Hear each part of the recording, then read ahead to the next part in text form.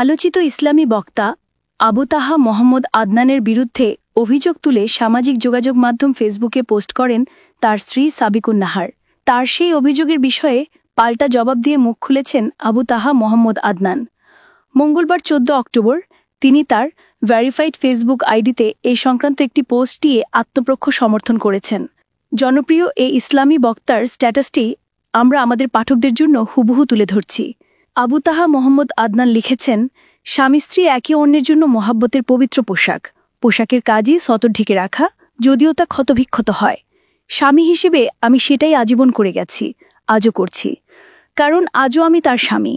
আর আগামীকাল যদি আমি সে পোশাক না থাকি, তবুও সে দেহ সম্পর্কে আমি কোনো বাজে মন্তব্য করব না যার জিম্মাদার আমি নই। আমার দিন আমাকে তাই শিখিয়েছে। আল্লাহর কসম, আমি তাদের প্রতিটি অপবাদ ও মিথ্যাচারের লাইন ধরে ধরে জবাব দিতে সক্ষম। হুজ্জতসহ বিগত বছরগুলোর এক একটা জুলুমের ফিরিস্তি লিখতে, বলতে ও জানাতে সক্ষম। আমি করিনি, আর করবও না।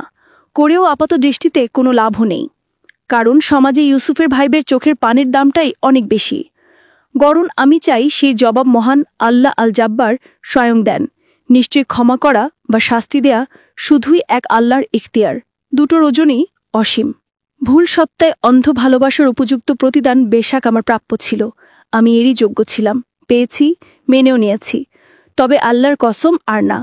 হে আমার জাতি, শুধু এতটুকু বলতে চাই, আরশের মালিকের কসম, আমাকে গুছিয়ে একের পর এক মিথ্যা অপবাদ দেওয়া হয়েছে। কাবার রবের শপথ, আমি জিনাকার নই।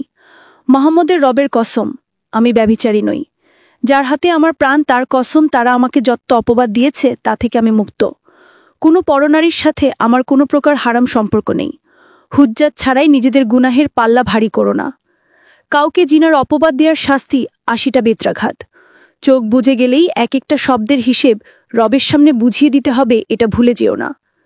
আমার দোষ ভুল সত্ত্বায় মাত্রাতিরিক্ত মোহাব্বাত, উভয় পরিবারের মাঝে সুন্নাহ সম্মতি ইনসাফ করতে চাওয়া, ক্ষমার উপরে ক্ষমা ও সবরের উপরে সবর করতে থাকা, দিনের পর দিন ক্ষতবিক্ষত হয়ে নিজের প্রয়োজন ও মানসিক প্রশান্তির আশায় সুলাসা করতে চাওয়া, যাতে আমার প্রথম স্ত্রী, মা কিংবা বোন সবাই সম্মত ছিল।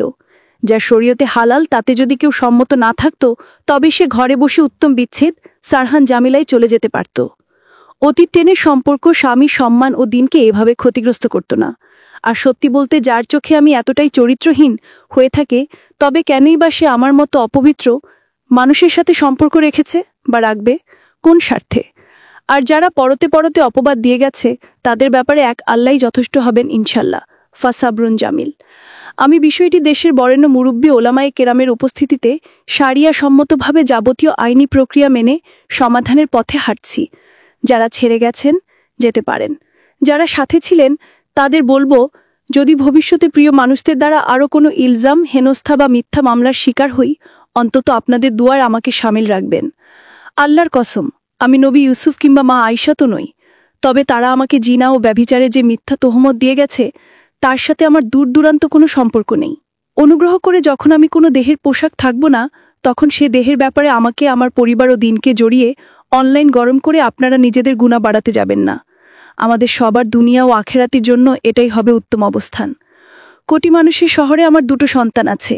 দোয়া করবেন তাদের বাবা যেন তাদের থেকে মাহরুম না হন, তারাও বাবার বুকের উষ্ণতা থেকে বঞ্চিত না হয়।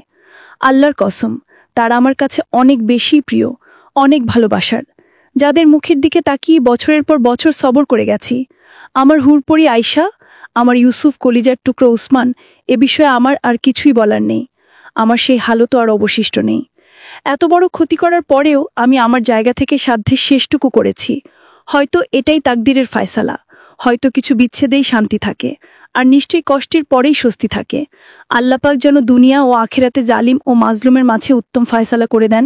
আমিন।